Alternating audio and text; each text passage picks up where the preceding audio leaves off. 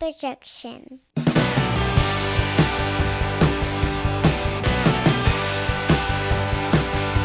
It's Friday morning, and you know what that means. It's time for another edition of the Alabama Slam podcast. I'm your host, Corey Hanna.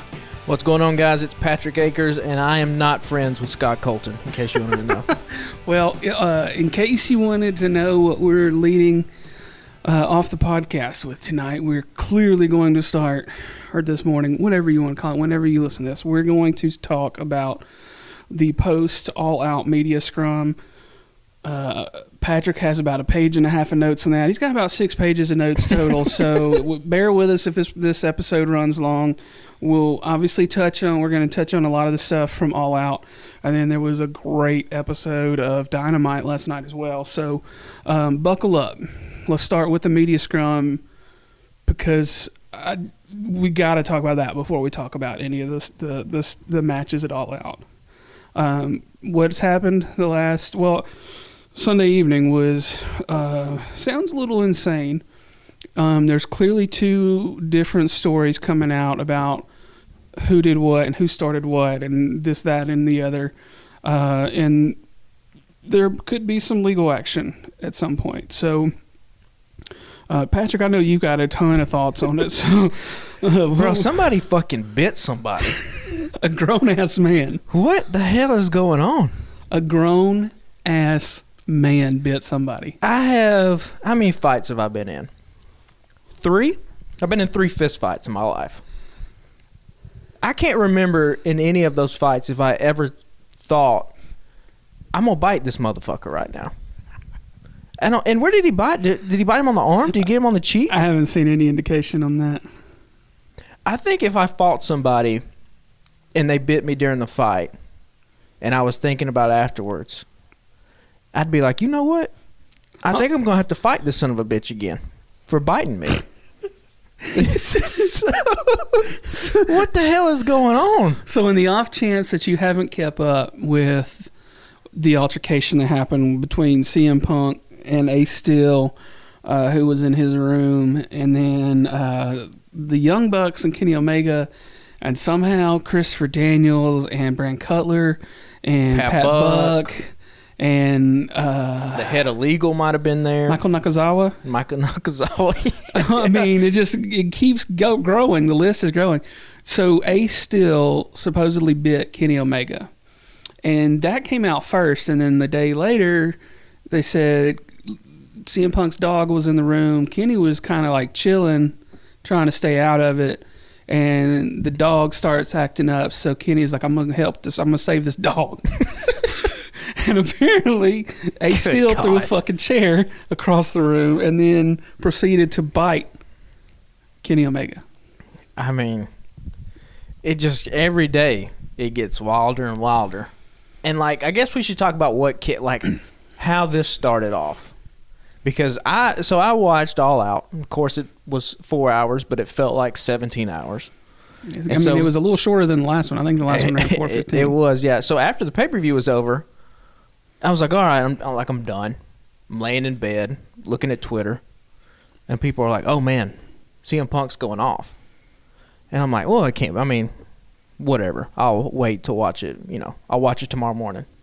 Get up Monday, Labor Day, scrolling through Twitter, start seeing the clips. I'm like, holy shit. And I guess my first thought, and I've kept this thought, it's been consistent this whole week. What a fucking piece of shit CM Punk / Phil Brooks is. I mean, yeah. Because I'm not even that mad about the fight, honestly. I think the fight's funny, particularly. Now, it's a professional environment. You shouldn't be fighting. But whatever, like we talk about all the time, it's wrestling, egos, it comes with the territory, so to speak. But his comments at the scrum. Yeah. I mean, that is just talking about Scott Cole. First of all, if you haven't seen the beginning of it, no one asked him about Colt Cabana. Not a single person. He came to that scrum looking for a fight. Yeah. A verbal fight. I mean, he'd been looking for one for about 2 weeks. Right. And so to sit there and be like, I'm going to start this and pick Nick Hossman, whoever, Wrestling Inc., the journalist that was there. I mean, if Hangman Page was a more terrible person, which he's probably one of the better people in the locker room. If Hangman Page was a piece of shit, he'd have probably gotten his ass beat by Hangman at this point.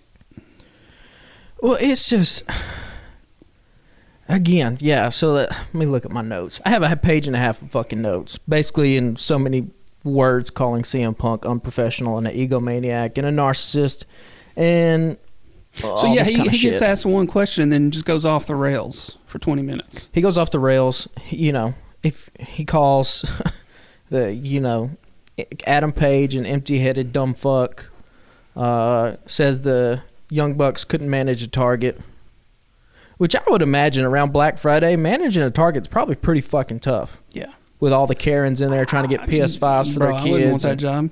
There's probably all kinds of other backstage fights at the damn Target. Yeah.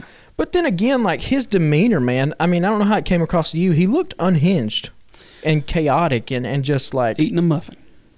Again, yeah, just eating a muffin. So, and, he's to blame of this. I think he takes the bulk of the blame. I think, the Young Bucks and Kenny take a part of the blame as well.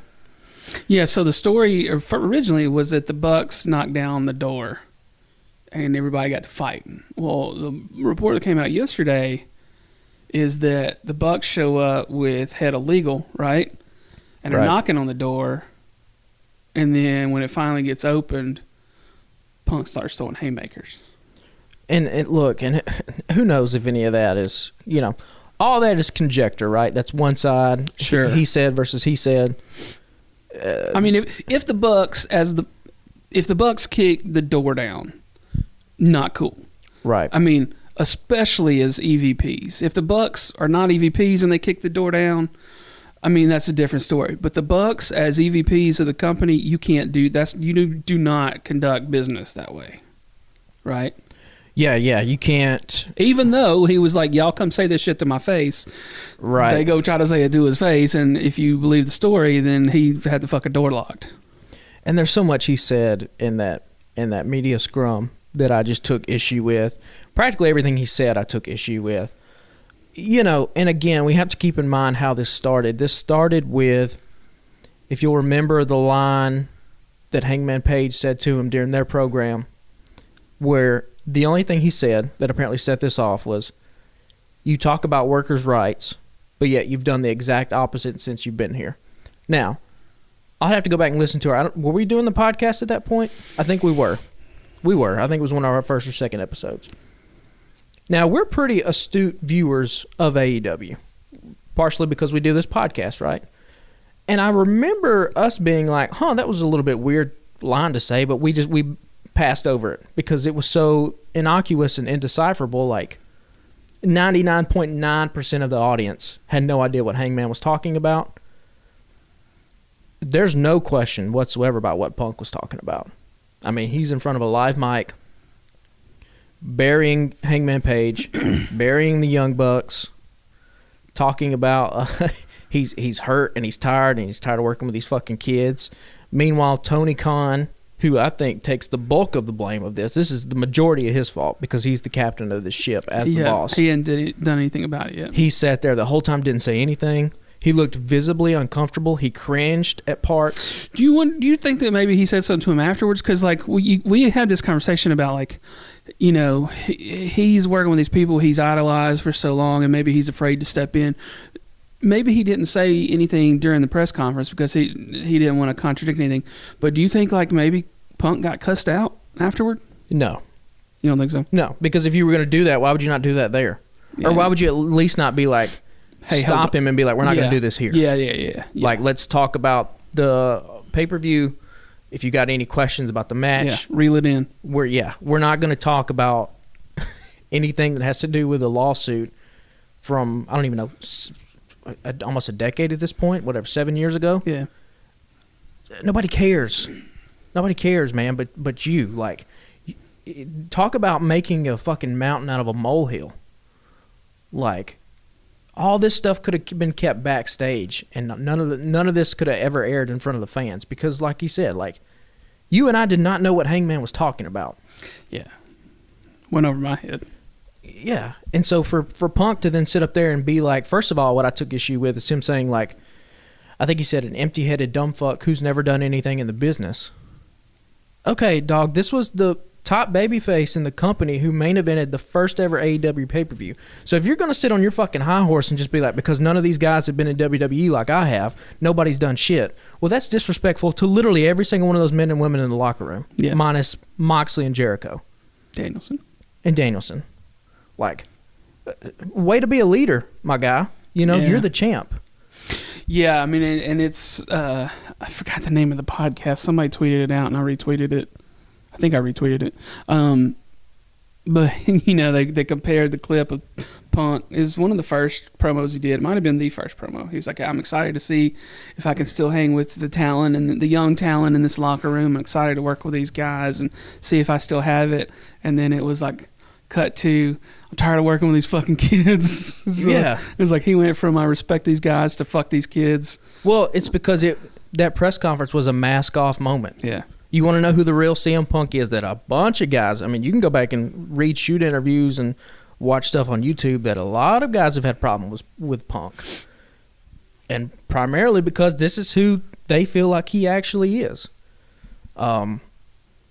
And again, just the level of disrespect, not only to just to be eating a muffin and to be having, I see you like having a drink, you know, you're coming back drinking a Gatorade or whatever. Sure. But just to be eating a muffin like you're so high and mighty above all these people, it's just, it came across so egotistical and narcissistic and just like the constant level of disrespect because, you know, did CM Punk front any of his cash to start AEW?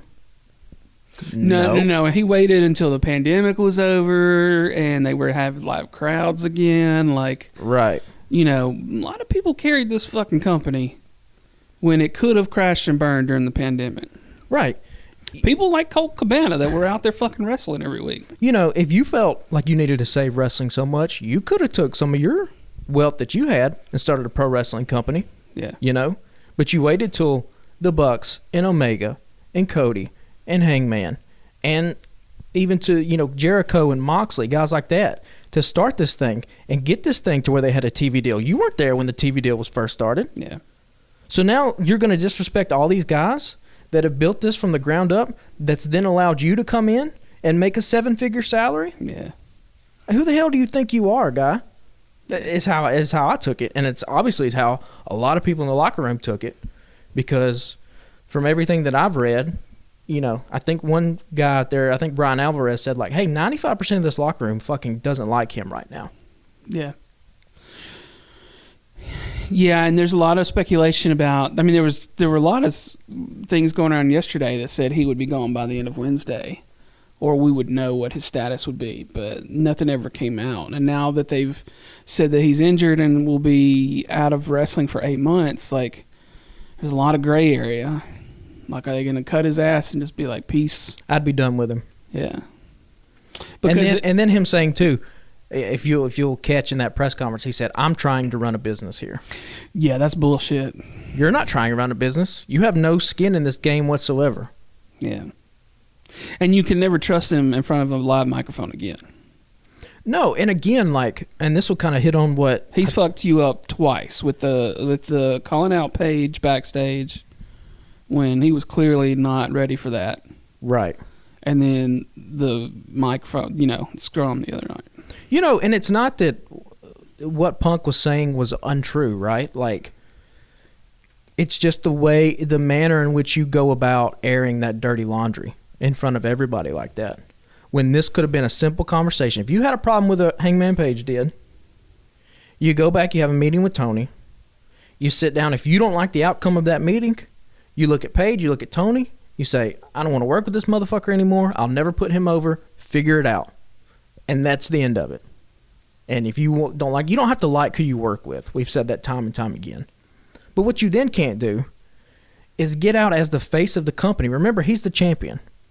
And when it comes to being a pro wrestling champion, you know, pro wrestling championships they're a little bit weird because it's not something that you earn, right? In the sense that, like, if you're an NFL team and you win the Super Bowl, that means that you're the best team, right? Becoming a world champion in an organization is a stamp of approval from the promoter and from the business side that you're somebody that we can count on to do the right thing, to be a leader in the locker room, to help us fill arenas and sell merchandise. You know, that is part of what comes with that championship belt, and that's kind of what Moxley was alluding to Wednesday night. You think Punk's leading that locker room? No. He's got people trying to kick down his damn door. You know? Like, that's not how a champion conducts themselves. Why do you think Roman Reigns has been a champion for 2 years in WWE? It's not just because he has a great presence about him and a great look and he has great matches. It's because Vince knew and Hunter now knows we're never going to be embarrassed by Roman Reigns. You know, he had the little hiccup with the PED scandal or whatever, and they had to suspend him for 60 days or whatever. But, like, Roman's always going to do what's right. By all accounts, he's beloved in the locker room. He's setting an example for those other guys. That is what being a champion is all about. Yeah. And so, like, Punk to continually be up there on that press conference, man, I was like again, like, to me, I'm not even, the fight is one thing. What he said in that press conference is, that's the issue. That's the issue that we're having. And so who knows what comes from it. And if it was me, this guy ain't worth the trouble, man.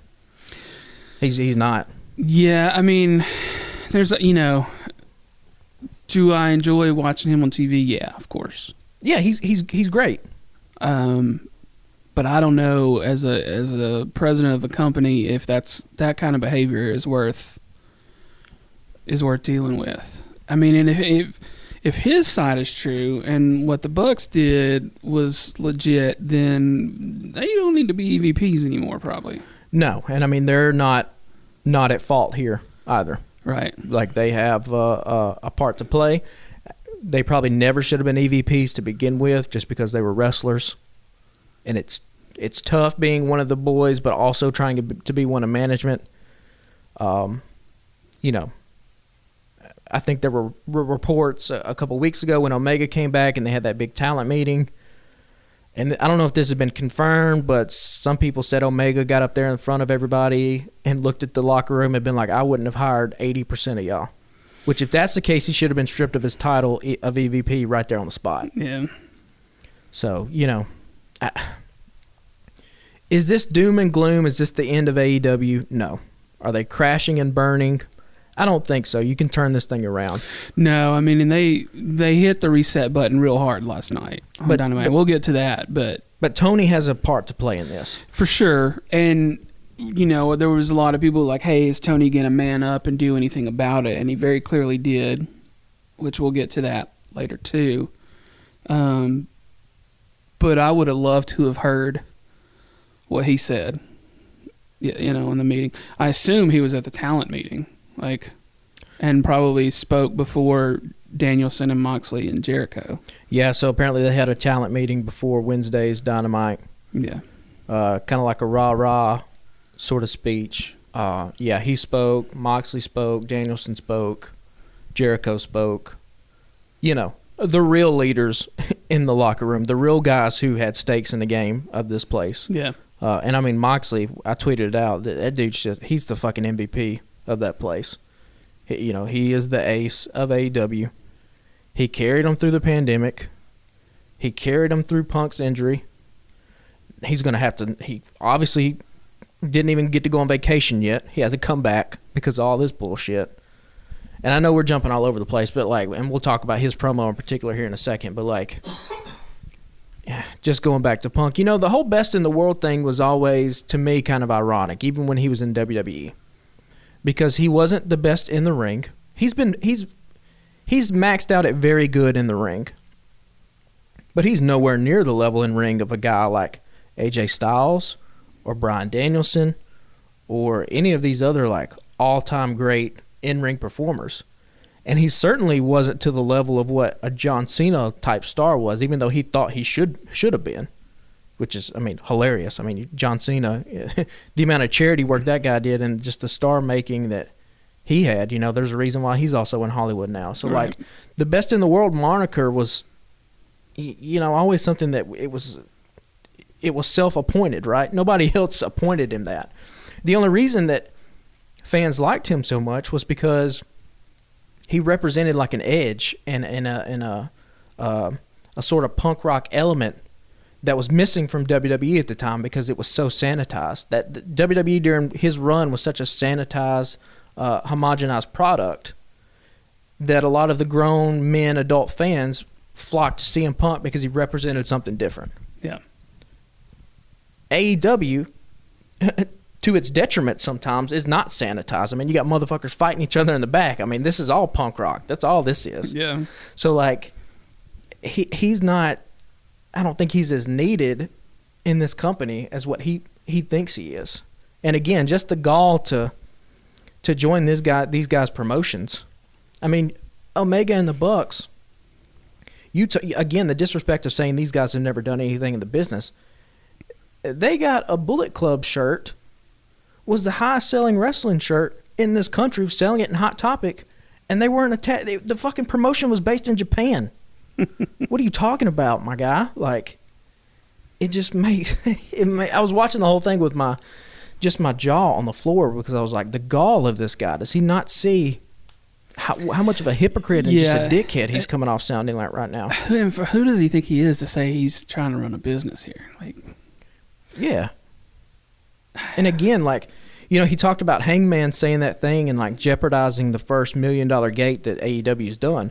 Well, what's he talking about there? He's talking about the fact that Punk was thinking about walking and not showing up at Double or Nothing because of what Hangman said. Well, motherfucker, Hangman didn't jeopardize it, then you did. yeah. You're the one that jeopardized that gate. Wasn't him. None of the fans knew what the hell he was talking about. So, like, just they're fucking egomaniacs, man. People like him are just not worth it. Yeah. They're really not. And, like, have the ratings reflected it that much? No. Yeah, I mean, they're cracking 1 million viewers. But they were almost cracking 1 million weekly. viewers. But yeah, I mean, I don't know that there's been a significant increase with Punk in the last year. No. So, like, whatever that, you know, if it was me, obviously the fact that he's hurt now and has to be out for 8 months anyway, and that's another thing, like, you know, the best ability is availability. And, dog, you've been a 2-time AEW champion. You've had the belt for 7 days because you've been hurt twice. Yeah.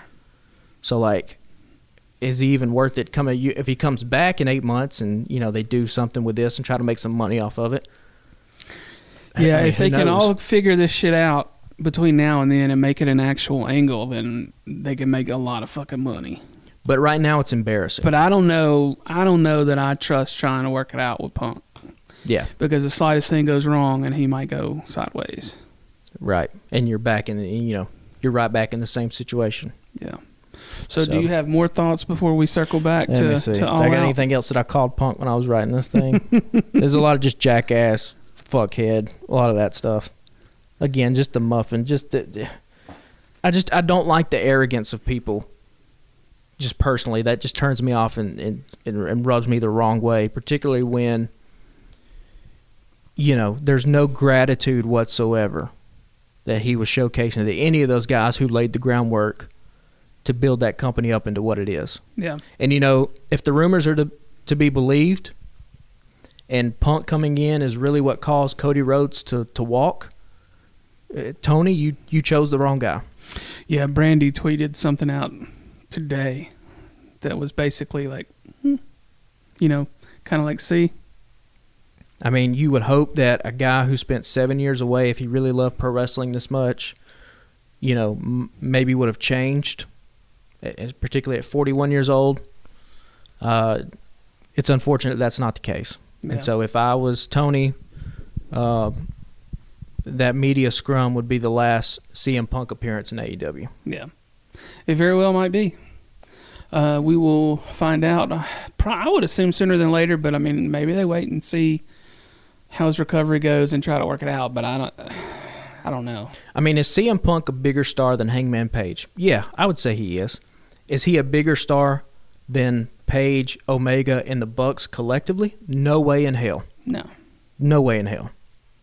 And so and those guys have carried the storylines for the company for 3 years at this point. Right.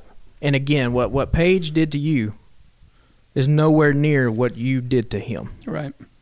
Calling him out and making him look like a dipshit, and then saying what you said to a room full of journalists when you weren't even asked the question. So him keep saying, like, it's embarrassing I have to talk about this.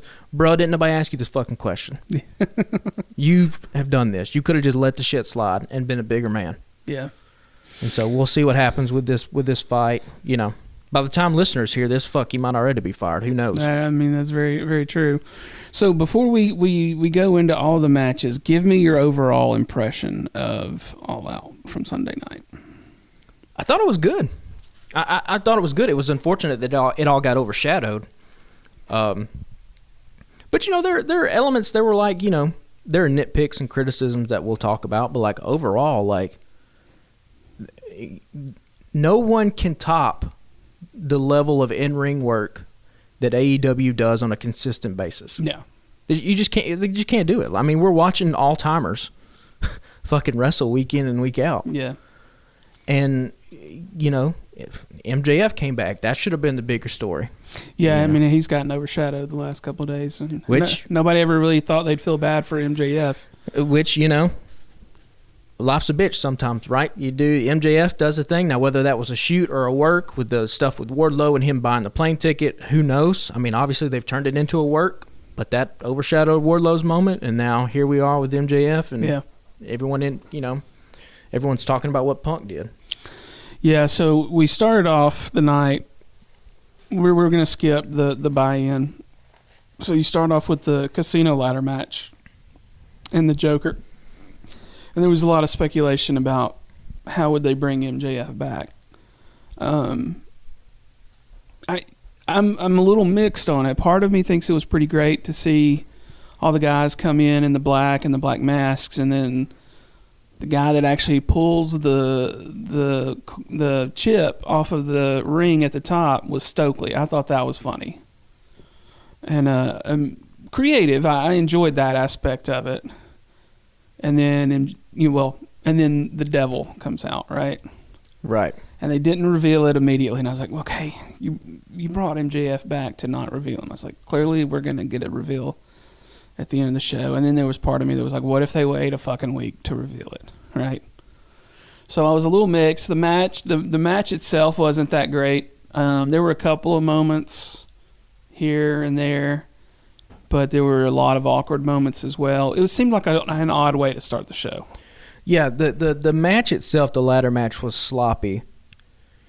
And I don't know who the producer of the match was, but you have to reiterate to these guys, hey, man, you got to run down to the ring. Like, Roosh, you can't stand there and take your suit off while Wheeler Yuta has a ladder with no one in the middle of the ring, but he can't go up and climb the ladder to get the chip because he's not supposed to. So there's nobody there to knock him down. Right, and so you just it just looked dumb, and Wheeler Yuta looks like a dipshit. And, like, there was a lot of those moments where it was just sloppy. Yeah. I think the only guy whose spots actually made sense in the match was Dante Martin's, because all his spots were geared around trying to get the chip. You know, he does the springboard, jump on Claudio's back to try to reach for it. So, yeah, the match was sloppy. And then the stuff with MJF and Stokely's guys, like, it's cool. They're cool little ideas, but I think they could have been executed better. Just because, I don't know, there was no mystery about who the Joker was. When it came out, everyone knew it was MJF. I mean, he was built like him, and so there was, you want to have a little bit of suspension of disbelief. You're like, I don't know if this is him. Well, the moment he steps up on the side of the ring and does that little kick, like that he does backwards, like he's kicking the dirt back before he goes through the ropes, I was like, well, that's MJF. MJF does that every fucking time he gets in the ring. Yeah, I think for me, what I would have liked to seen had it just been more chaotic, right? Like, I don't know if MJF being the Joker is the best way to do that. Because even commentary were like, oh, they hijacked the match. Well, they didn't hijack the match. MJF was in the match. hijacking it would have been like if the Joker would have just been literally anybody else. I wouldn't even had his Joker. I would have just announced all the guys on the graphic and then had MJF and his guys come steal the damn thing. Yeah. You know? And again, we could have just held off on the reveal because there was no mystery involved. As soon as the music hit, which, cool. I mean, it all looked cool. The mask was fucking cool. Them being in all black's cool. Having him align with Stokely and having those guys come out and steal the shit, like, that was cool. Sympathy for the Devil. Who knows how much they paid for that. I was going to say, there's a music budget for the show right there. But, yeah, I mean, that was cool. But I think there were more creative ways, I think, to use it. And I guess we might as well go ahead and talk about how he came back out at the end of the show. Because I thought the voicemail stuff, again, that's a really cool idea to use that voicemail. But I think it's either got to go one or two ways. Either the voicemail from Tony has to be him groveling and being like, we need you back. These, you know, this company needs you. I need you. Instead of putting it off as a fan, it's like he needs to really grovel. Or the voicemail needs to be, you son of a bitch, you'll never step foot in my company again. You think you're the shit, yada, yada, yada. Basically played up that way. It was kind of like this wishy-washy in the middle thing. But it's a cool idea to play it. And then, when he takes the mask off and, you know, puts the scarf on. Yeah.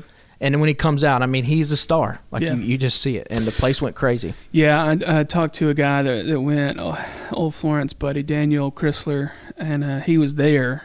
And he said that, like, once he started walking out on stage, he said, we didn't hear any of the audio that was going on. He's like, we couldn't hear anything. He's like, I didn't know what happened until I saw it later. He was like, the crowd was fucking insane.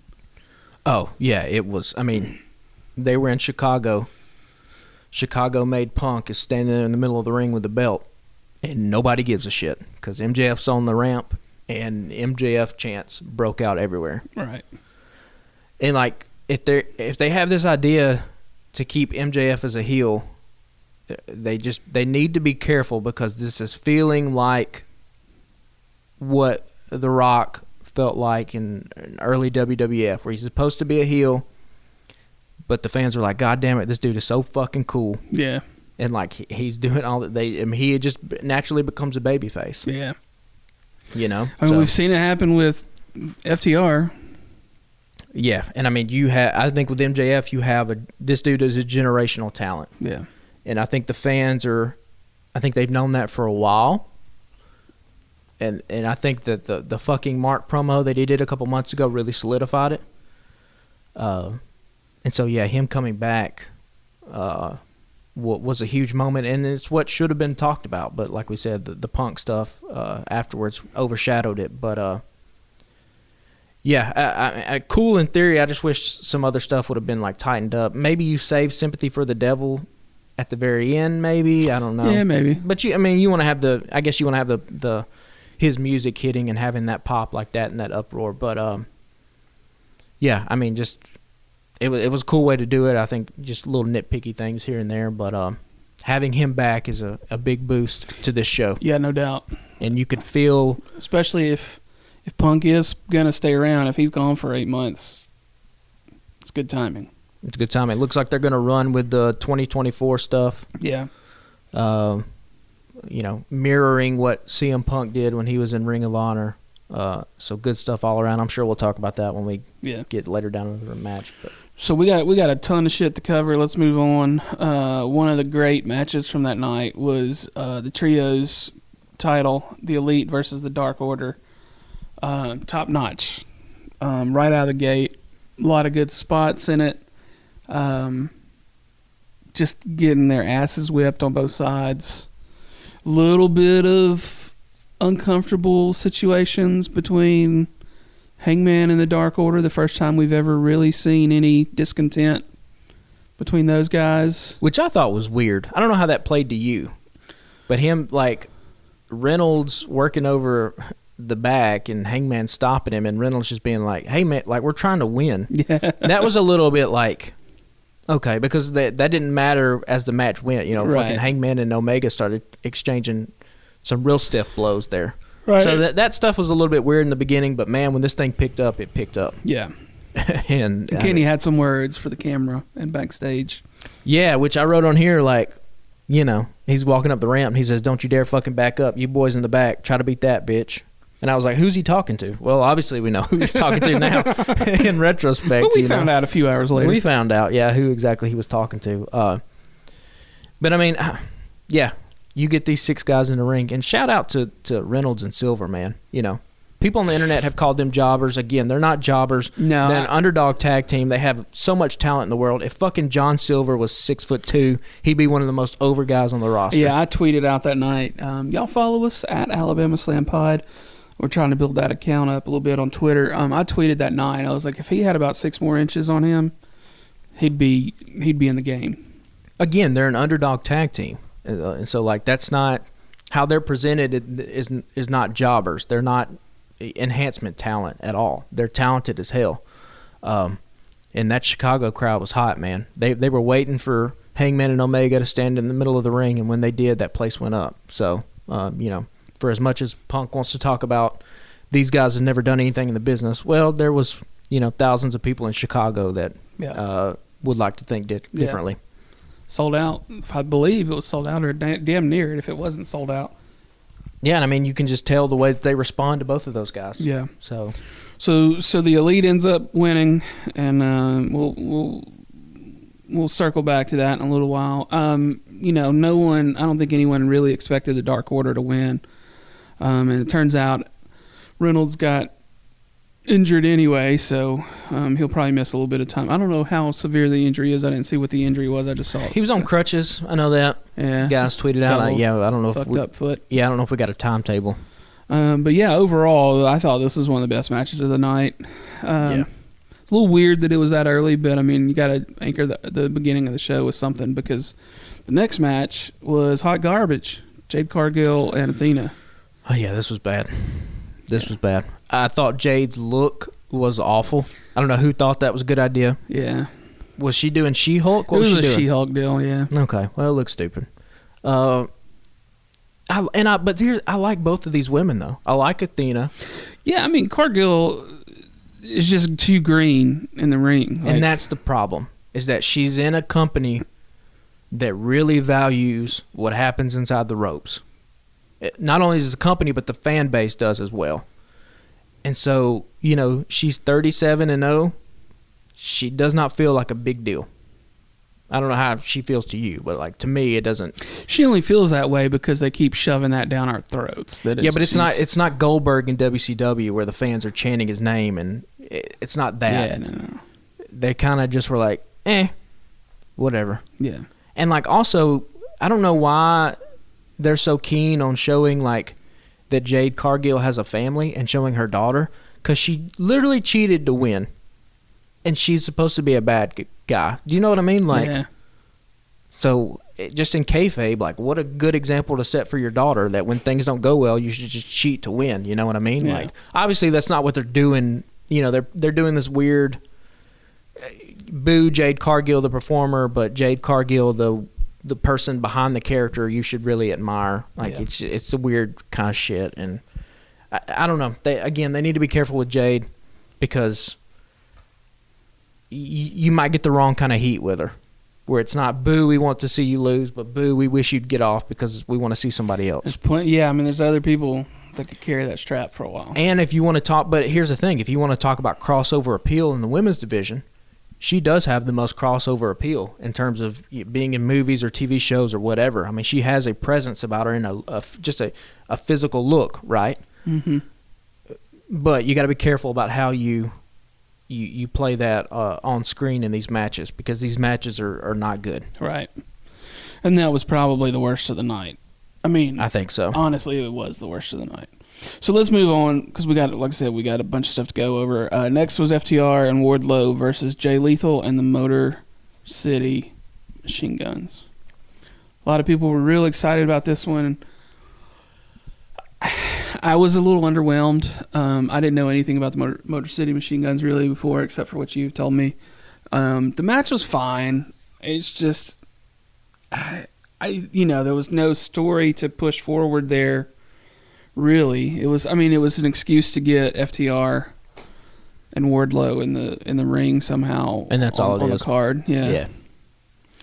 It was a good match though. I did like the moment at the end when Dax's daughter gets to pin Sanjay Dutt.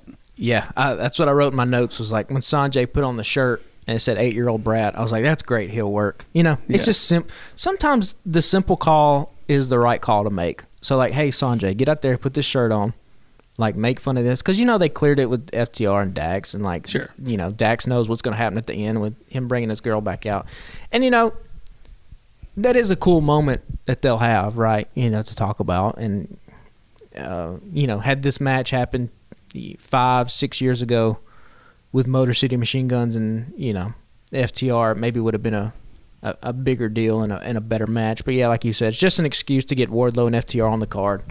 I think you and I were both kind of hoping for the Satnam Singh powerbomb spot. Thought we might get it at the end. Maybe they tried it and couldn't pull it off right. I don't know. Yeah, something happened. That's why they shifted, because you said the only reason they brought in the machine guns was because there was just no fluidity with that group, with Lethal and Satnam Singh and Sanjay. We got Samoa Joe back as well. Yeah, that was cool. 12 seconds in, he bled already. Got busted open the hard way. So it was cool to see Samoa Joe back. I didn't know this. I guess he's in a Twisted Metal movie. Oh, really? Yeah, he's playing. Somebody said he was playing what's the dude? The Voice or whatever. No, the dude, the ice cream guy. Yeah, I know what you're talking There's about. some listener out there being like, those dumb fucks. Like, yeah. I played it some in college. Is it Sweet Tooth? Some shit years ago. Yeah, I think it's Sweet Tooth. That's close enough. Anyway, he was in a movie. Now he's back. Okay. He still looks badass. Yeah. But there's nothing much going here. Yeah. So the next one, kind of big controversial one from the night for me. Ricky Starks versus Powerhouse Hobbs. I was really thinking they would put Starks over, let him just whoop the shit out of Hobbs. Didn't go that way. It was more or less a squash match. I'm not mad about the booking decision. There were a lot of people online that were like, why would you do it that way? I'm not mad that they put Hobbs over, because Hobbs needs something. Sure. What I'm mad about... I'm just mad from a personal standpoint. Well, it's the execution was awful. And I don't know if they got cut short for time or what, but like Ricky, we've talked about all the time. Ricky is right there, ready to be a megastar. And so, much like what we'll see in the next match coming up with the Acclaimed, had Ricky hit Hobbs with fucking 3 or 4 spears and a Rochambeau, and he's trying and he's scrapping, but he can't put this monster away because Hobbs is this fucking indomitable force that he can't conquer. Right. And then Hobbs cuts him off and gets the win. Well, now we've built something up. Now Ricky is this scrappy guy like we knew, and is never going to back down from a fight. And then it makes sense for them to continue this feud. Yeah. Then you can do some kind of gimmick match where it's a no DQ, where Ricky can even the playing field, whatever. But yeah, he just squashed him. Yeah. Hobbs just beat the hell out of him. Thought it was weird as hell. But it killed the crowd. It did. Well, from a realistic standpoint, Hobbs would clearly beat the shit out of Starks. But in terms of the story, I thought you needed to give a little bit of momentum to Starks. But Starks has to fight. He has to fight more. He's got to get more offense in. He got next to no offense in. You just let Hook beat him up a couple weeks ago. You're not doing our boy any favors, TK. I don't, Particularly, if you want to look who's the next big baby face in this company, the crowd is telling you who it is. Yeah. It's this guy. He's got everything you want. Yeah, his gear was fucking cool. I like him in the long tights better. Yeah. I think it fits with the gloves. I thought that all looked cool. It was just like, the crowd was ready to see something. They wanted one of these favorites to win. Obviously they were hot for the trios match. But then they just kind of went down, and they were just kind of like, okay, well, we were really ready to cheer on Starks, and it just didn't happen. Well, the next match of the night, if the crowd was getting lost, they got right back in this motherfucker, because we had Swerve and Glory versus the Acclaimed. If you would have told me that this would have been probably the best match of the night beforehand, I would have laughed. But this one was on fire. This was my match of the night. And like, I tweeted out on our account, like, I'm so happy for the Acclaimed, because they clearly weren't supposed to be in this position. They weren't WWE guys. They didn't have a lot of buzz going for them on the indie circuit before they started in AEW. They were two singles guys that Tony just put together. They started on Dark. They got one little thing. They got the rapping gimmick with the entrance. And we're not talking about over weeks and months. AEW's been on TV for 3 years. This is over the course of years. They've gotten this thing over and got the fans on their side. And when their fucking music hit, that place went apeshit at the beginning. That's one of the loudest pops of the night. And that's what's so cool about pro wrestling is that, like, unlike a lot of other, you know, like a TV show or a movie, you get to follow these men and women for years. And you get to, sometimes you really get to see them rise through the ranks.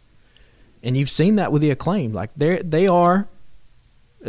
made. They are superstars. And they're a homegrown AEW talent. They deserve all the credit in the world. So do Swerve and Keith Lee. Yeah. Great call to realize that the crowd was not on their side and they start working heel. They have so much potential as a heel tag team. I mean, Keith Lee, just with his physical nature, and Swerve has this, like, he's got swagger for days, man, where he's just got that shit-eating grin. Yeah.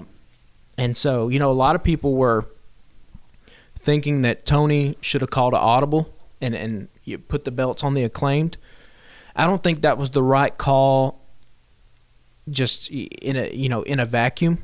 But given the context of where the crowd was at in Chicago, like we said, they kind of died down. I'm not so sure that I wouldn't have made that call if I was in the back and just said, hey, we'll figure this out. We'll figure out what to do later. But we need something. We need some kind of big moment because that crowd was so ready for something. And then, you know, they got it cut out from underneath him when Swerve and Keith Lee won. But, I mean, this was... I think they'll get the belts at Grand Slam.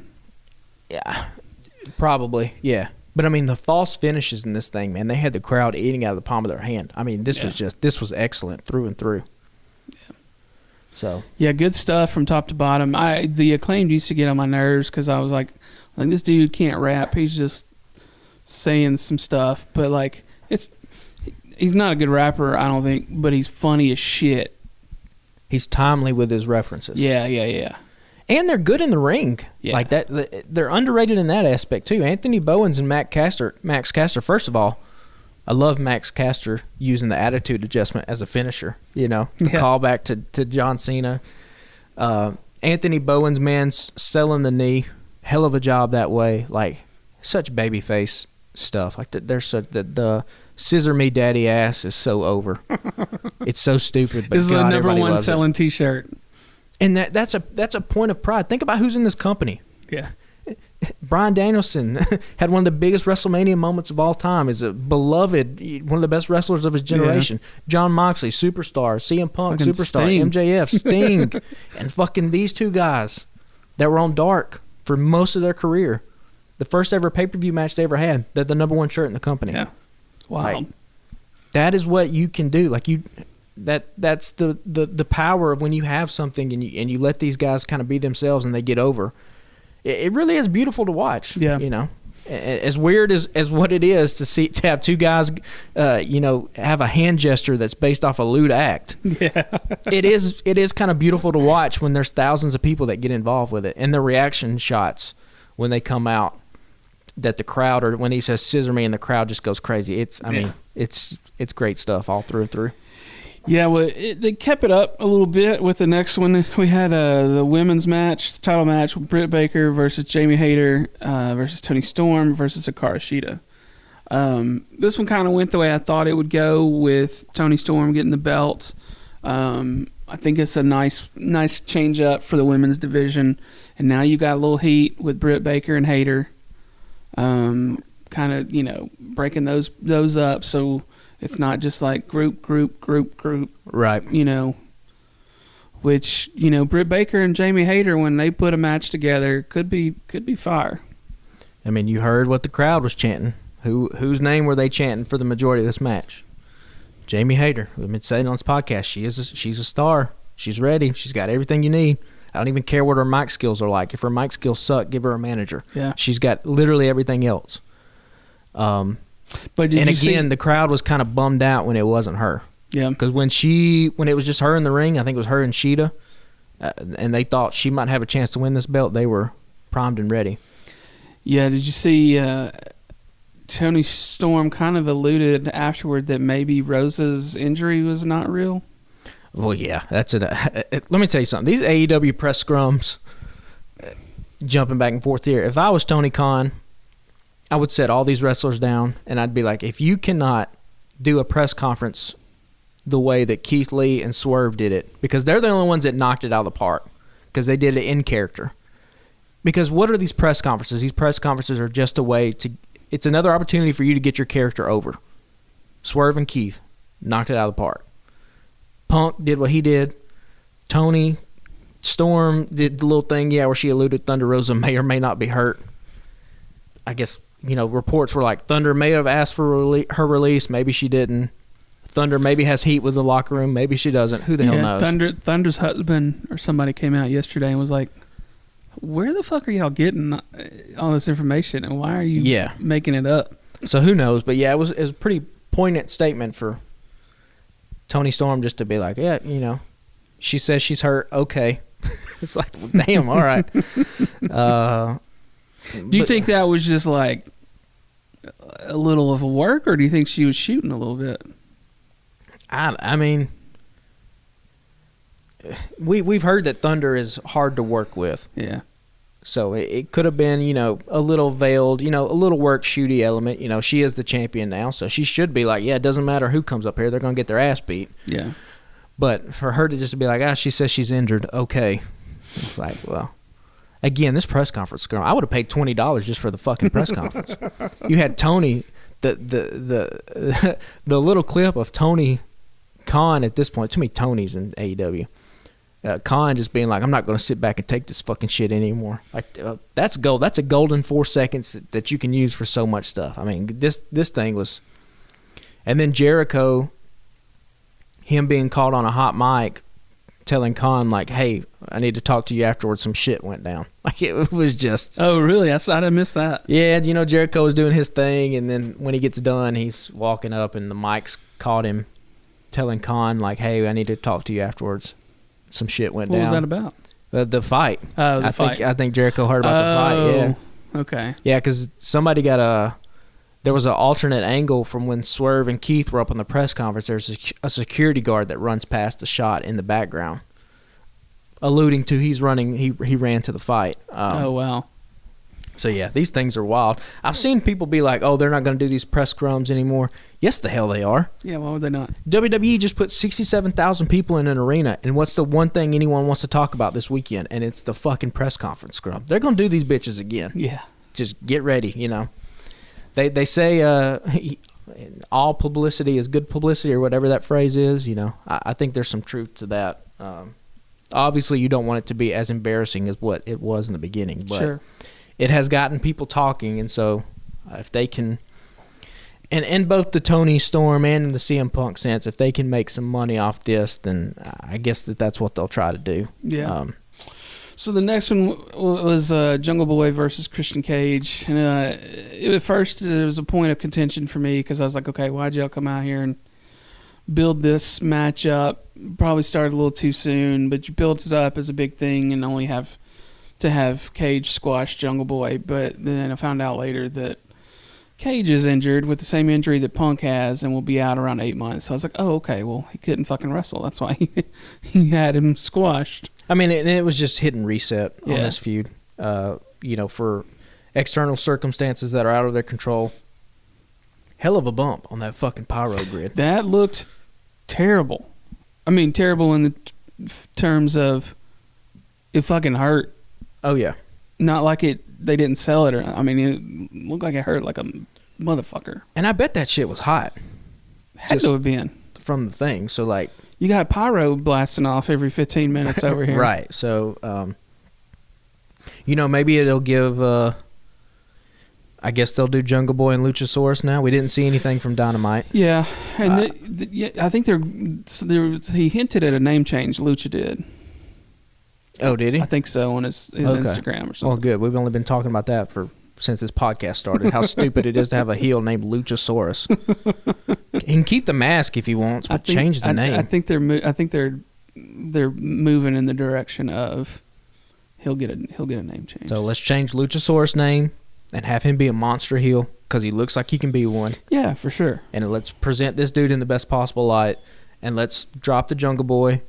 He can't be Jungle Boy Jack Perry.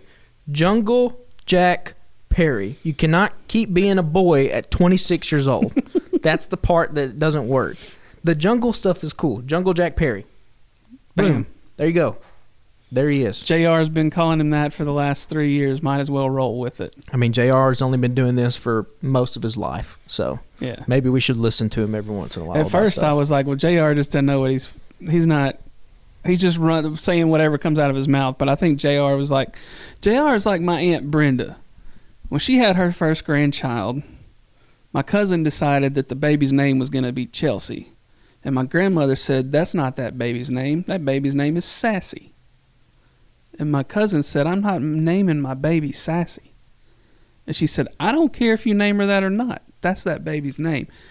My Aunt Brenda's never once called that child Chelsea.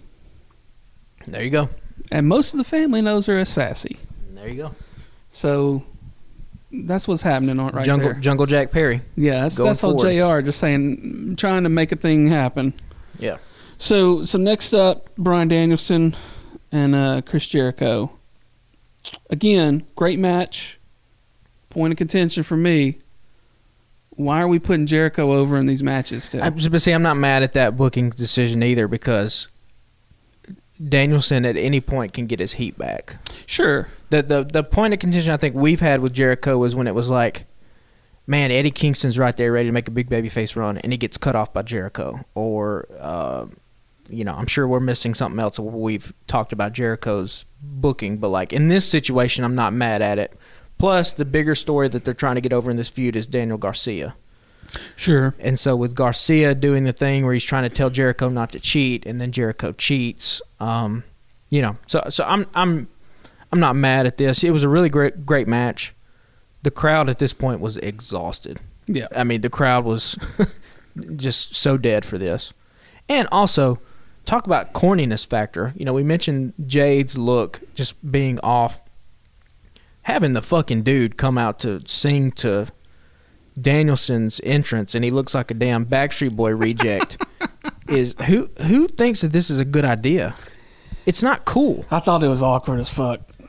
And there's no disrespect to the guy. I think his name's Elliot Taylor. It's a good song, whatever. I agree with a lot of people on Twitter, and I thought it was a female vocalist. So that's a little, but whatever. But like having the dude with the shirt off and the chain and yeah, that's not that's WWE shit. You know what I mean? Like that's the sports entertainment type stuff. Yeah.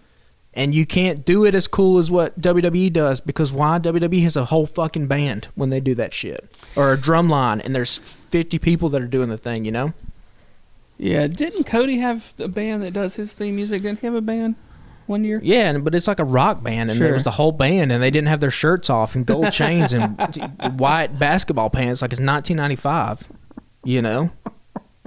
I wore white pants like that when I wrestled, but they were rip away, and I was a dipshit heel. So, like, it was, on the nose. He was being serious. Where the fuck do you even get rip away pants? You gotta buy them online. You can't just walk. I bought my shit on Amazon. Like $25. But man, you want to talk about reaction? I had a whole. Maybe I'll try to find a picture and we'll post on Instagram. I had a white Adidas jacket with white pants, and I'd ripped them bitches off. People hated it. I had a faux hawk. I've been meaning to get some of those clips from you to put them on our Instagram page. Yeah, we need to put them up on there. People hated me. I was just a cocky, arrogant son of a bitch. But yeah, rip-away pants will get you heat, man. If you're an indie wrestler out there, do rip-away pants. That's a free gimmick you can have. White rip-away pants. Kind of says asshole. Oh, absolutely. You can't even fucking if you go to. I mean, that's Andrade, right? Yeah, but Andrade's is cool looking though. Yeah, it's a pinstripe suit. Yeah, and he's got the mask. I was a 17-year-old kid with a faux hawk and a sucker in my mouth. Also do a sucker. Nobody's doing a sucker anymore. Yeah, you know this. You're a fucking asshole if you're walking around with a sucker. Hell yeah. So if you're out there, sucker, rip away pants, instant heat. Where did you come up with suckers? I just needed something. Like, I needed something, and like Mr. Perfect had chewing gum, and I was like, what has somebody not done? Oh, a fucking Tootsie Roll Pop. That'll work. You could be Matt Menard working the shit out of that gum. Yeah, but I couldn't work it as well. I didn't have the crazy eyes like what Daddy Magic has. If I had crazy eyes like that, yeah, that's what I would have done. But maybe we'll find some pictures and post them to our Instagram. Yeah. Oh, hell yeah.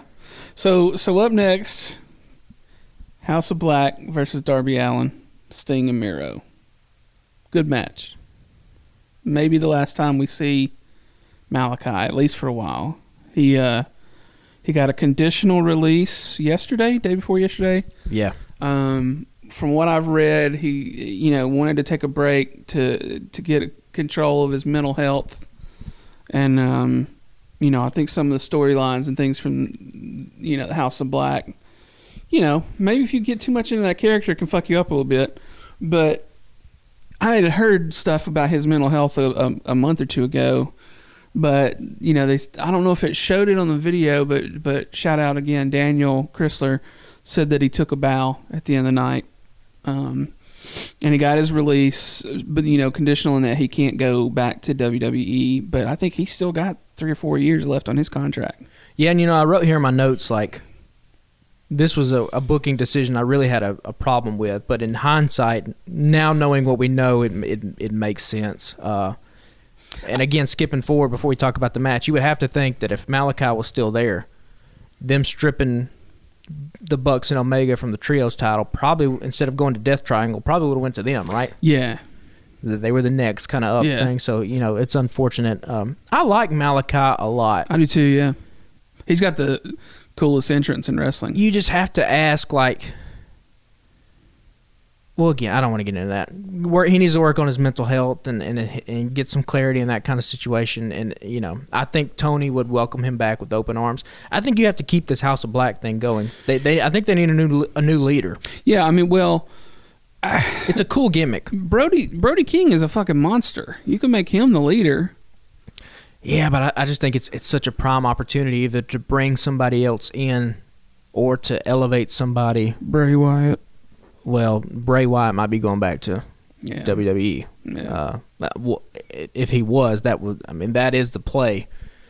Because he's such a creative force. I mean, you want to talk about Malachi being super creative. Bray is on that level, if not be above, right? Yeah. But they had a really cool entrance. The one thing I wrote in my notes here is like Julia Hart looked just like Stevie Nicks. Julia Hart looked like every single girl here in Alabama that's about to, when the weather turns cool here in about 4 weeks. Spooky season, straight up looking like Stevie Nicks out there. Everybody's gonna be playing fucking Gypsy, right? Which I guess says, kudos to how iconic Stevie Nicks is, you know. But yeah, I mean, this was a fine match. It's always cool to see Sting and Darby. Sting moves better than a lot of 40-year-old dudes that I know. Myself included. I mean, I'm 45, but myself included. And he's in his 60s? Yeah. It's fucking unbelievable, man. Yeah. I mean, he's a legend in every sense of the word. He's one of my top 2 favorite wrestlers. My first wrestling memory is watching WCW with Sting and the Crow makeup, being in the rafters, and just being like, and I was probably 7 at the time, 7 or 8, being like, this is the coolest thing I've ever seen in my life. And he's just been a star for so long. Nobody's ever said a bad word about him. Just a true legend. And so it's cool to see him. And I think Darby's kind of invigorated a little bit of that passion for wrestling again. Yeah. Hopefully Darby doesn't fucking kill him with these if he convinces him to do one of these stunts. I showed you the video of Darby jumping over his house. Yeah. That kid is fucking wacko. He's cool as shit, but damn, he's wacko. Yeah, talk about presentation and stepping it up for AEW for pay-per-views. He usually does, but his makeup and his gear and everything looked great the other night. Yeah, I mean, he's always on point. fan favorite. And so we'll see how they parlay this. Is Darby in the tournament? It's Darby versus Sammy Friday night, I believe. So we'll see what happens. I mean, I hope they put him over Sammy, just because, God, please. Neither one of them is going to go far in the tournament. They're going to get beat by whoever they face next. But right. Please just put Darby over Sammy. I mean, Sammy still got that heat, man. Sammy is, I don't know if there's ever been anybody in wrestling that is better at getting hit by a moving vehicle than Sammy Guevara. It really is an art form. Like, this is 3 times now. And if you don't know what we're talking about, he got hit by, was it a golf cart on the pre-show? Whatever the fuck it was. Ruby and Ortiz. Yeah. Now, coming out of that, I mean, they were reckless. And 1 almost broke Ruby's neck. And then 2, I guess Ty hit her with a knee and broke her nose probably. Yeah. But, I mean, Sammy is... He has an arrogance about him. I guess it's well earned. He's a handsome dude. He's got a hot wife. He's talented in the ring. But, being hit by a moving vehicle is an art form. So, shout out to him. He's 3 for 3. He's 3 for 3, man. So, the last match, obviously, of the night is Jon Moxley versus CM Punk. Good match. It was great, yeah. Didn't really expect any less of it, honestly. The outcome is weird now, especially with what happened Sunday evening. Like, I mean, it's just so weird. It's kind of overshadowed, like, the scrum has overshadowed everything else. Like, I honestly don't. I remember thinking, I jumped up and yelled, "Oh shit," and a couple of spots at the end. And then, of course, you get MJF right at the end. But yeah, I mean, I guess it looked like, we mentioned before that Moxley was going to take a little time off. Punk was going to have the belt, which, I mean, seems kind of like an odd move after him going into business for himself a few weeks ago with the calling Hangman Page out in the ring. It seems kind of a weird move to put the belt on Punk. But, I mean, I get it, storyline-wise with things and how things are going. But it's all very weird now that he's injured. We'll get to this in a minute. The titles are stripped, blah, blah, blah. It seemed like it was an exciting and strange finish to a show to me. Yeah, and, we've already hit on the MJF stuff, so we won't repeat ourselves there. I'm actually surprised they put Punk over in the way they did, because you and I had both predicted after the squash match, we were like, oh, now there is something in front of the camera to justify Punk going heel, because all this little stuff had started, going out from behind the scenes, started leaking out. Now, in retrospect, having seen All Out, the fucking squash 2 weeks ago makes no sense. No. None. And this is Hogan level stuff in WCW. I thought it worked at the moment. We both thought we both were okay with it in the moment because we thought this is leading to something else. I'm not buying that his foot is 100% and just beat Jon Moxley like that. Now, I think we both thought, oh, a heel turn's coming because he's got to cheat to beat Moxley because the foot's going to go out. Well, no, he just did a 2022 version of fucking hulking up and doing the point, and that's just what happened. And so reports are that Moxley is the one that kind of pitched this. I think I would have to tell Moxley, like, dude, you're already a made man. We can't do this squash 2 weeks before this pay-per-view. Because if this is the case, what they should have done 2 weeks ago is wrestle for 10 minutes, have the foot go out, and then Moxley beats him there. Not Moxley runs through him in 3 minutes. Yeah. That's we thought a heel turn was coming. So, I mean, that's... And I'm not saying we were wrong. We just thought something else was going to happen. Yeah. But yeah, the booking was questionable of this thing. Because it was odd that they were just gonna roll through this thing and have it be hunky dory. Because okay, let's say that Punk didn't tear his pec, and that Punk didn't go scorched earth at the Scrum. Right. Then he's the champ right now, and a lot of the shit that popped off on Dynamite doesn't happen. The booking going forward is way different.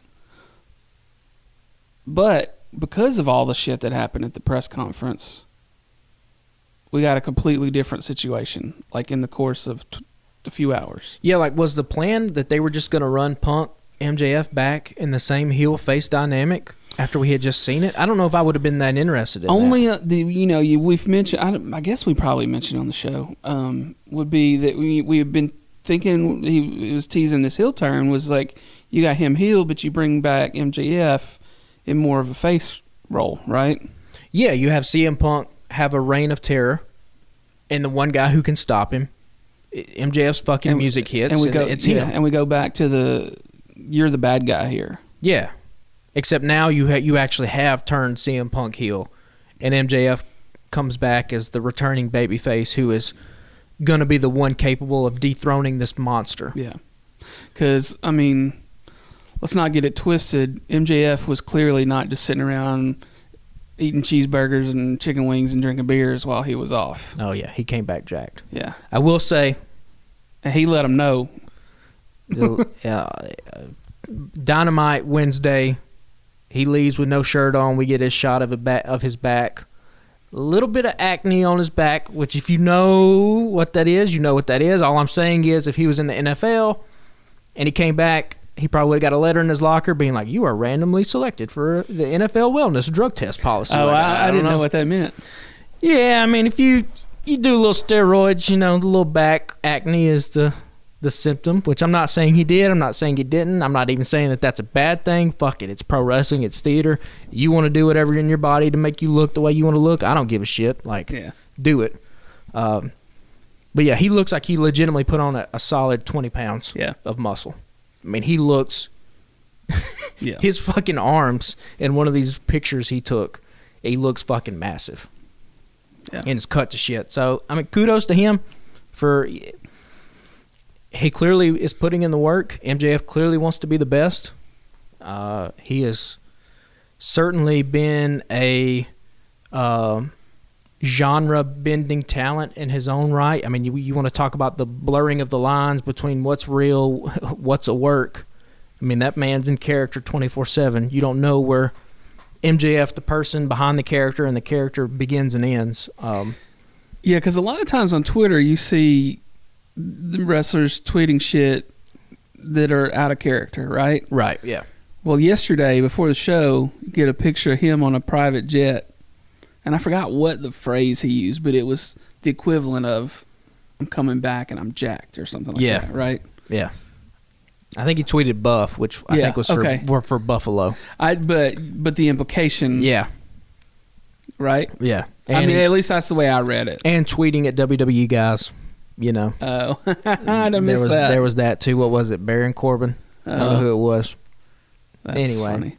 So yeah, wrapping out All Out was good. The main event was good. Yeah. Some of the booking is questionable now in hindsight, but of course all that shit is up in flames now because we are where we are right now. Right. So All Out's done. Media Scrum. We got through that. Out of the gate, last night, everybody's like, how's Tony Khan going to handle this? About an hour before the show, there was a tweet and a Facebook message and all that shit went out. It was like, Tony Khan will address the media scrum and implications involved, blah, blah, blah. We had heard that a lot of folks were suspended that were involved in all that altercation. Well, Tony opens the show and says, hey, I'm vacating the world title. But guess what? Trios titles are vacated as well. I didn't even think about that. I didn't think it was a possibility because I had heard Punk was injured, so I was like, okay, well, what are they going to do? Fucking interim thing again? Because this is bullshit. Nobody wants to see that for 8 months. I mean, it's floored me because I was like, okay, Tony grew a pair and was like, quit fucking around. Yeah. They had the player or talent meeting beforehand. Still not a lot of info about what happened there. But as you mentioned, they hit the reset button real hard, and we'll get to some of those moments here and there. But I thought that was pretty brave of him. I mean, not brave. Brave's not the right word. It was the right call. It's right. You got to do it. Yeah. You got to do it. You know, this is the first time Tony's in this position too. AEW is a growing company. Like we've said before, I think I don't know if anyone envisioned it would be this big this quickly. I mean, doing 1 million viewers in 3 months. I mean, fucking Raw is doing 2. So to do half of what Raw is doing, and WWE has been an established brand for 5+ decades here in this country. I mean, it's pretty impressive stuff. So yeah, he vacates the titles, and then here comes MJF to start the show, and just what outstanding work he is. Yeah. If he wants to be, you know, he talks about the bidding war in 2024. I don't know if you let that guy walk to the other company in 2024. No, I mean, the only way that happens is if you refuse to go, just keep spending money. You get to a certain number. You got to pick a number and be like, I'm not going over this. You know, start out low, obviously. I mean, he can be this company's Ric Flair. Yeah. He has that level of charisma about him. No doubt. And you know, Flair, you know, he's in 92 he goes to WWE, but he only does it for a little bit and comes right back. Like, I don't know if you let that guy walk. And just the subtext, I don't remember who pointed this out on Twitter, but being like, MJF's whole opening promo was basically just was a very subtle knock on CM Punk, right? Obviously, they probably can't say Punk's name. They can't reference any of the brawl because there's investigations going on. There's a third party. I saw a thing right before we recorded that was like, Tony Khan pretty much said all that he could legally last night. Yeah, so they have their arms tied, but what you can do is get creative with it. MJF comes down. He's in a fucking jersey of the hometown guy. He does the lean up against, let the fans hit you on the chest. He gets in the ring. He goes down to both knees. He basically just played a whole arc of CM Punk's time there. Yeah. And then he's doing this faux baby face, which we could all see. Like, he's putting on an act. And then here comes John Moxley. And, you know, you've got all this bullshit surrounding the company.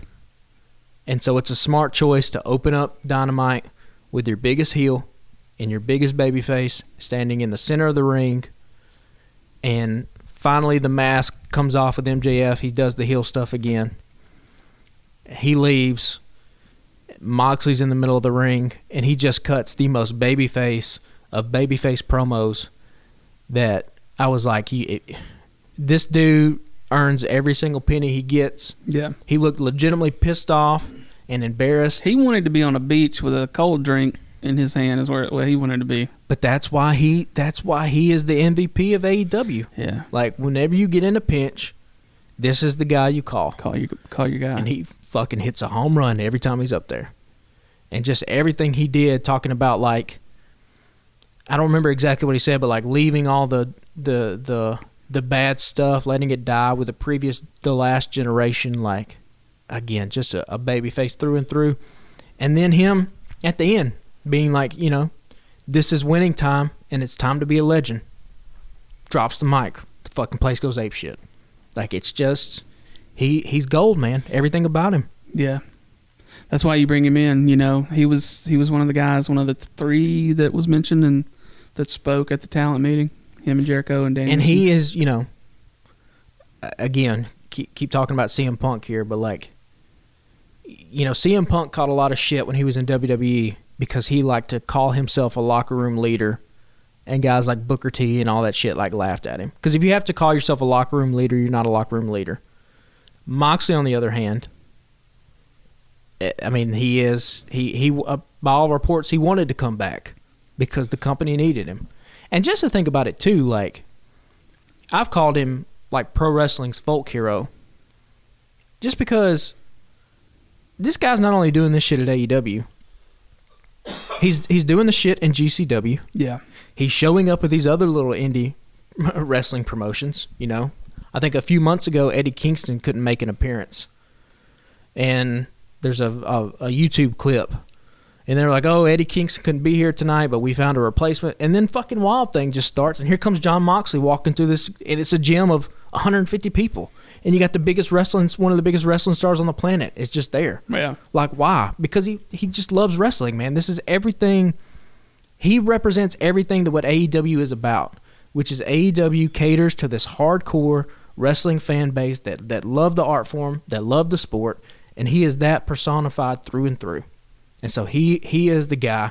You don't always have to put the belt on him, but there's not a bigger star in this company than that guy right there. Yeah. I mean, you can say MJF, whatever. I guess he might be a bigger star. He's certainly up there, but like Moxley is the heart and soul of this company. I hope they keep running with the ace of AEW and make some T-shirts off that.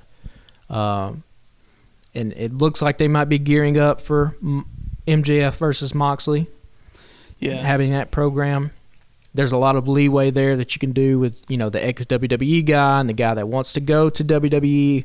We didn't even talk about that. MJF dropping Cody Rhodes and Triple H and the best con in wrestling, jolly old Saint Nick. I mean, he's a piece of shit heel through and through. And it's everything's great about it. So yeah, I mean he owns that shit.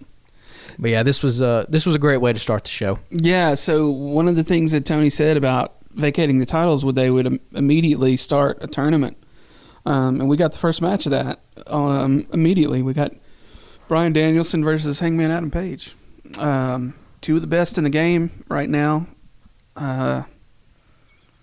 It's hard to be mad at the booking on it, like, because I'm a Hangman Adam Page fan and have been for a hot minute, but like, you bring in Bryan Danielson for a reason.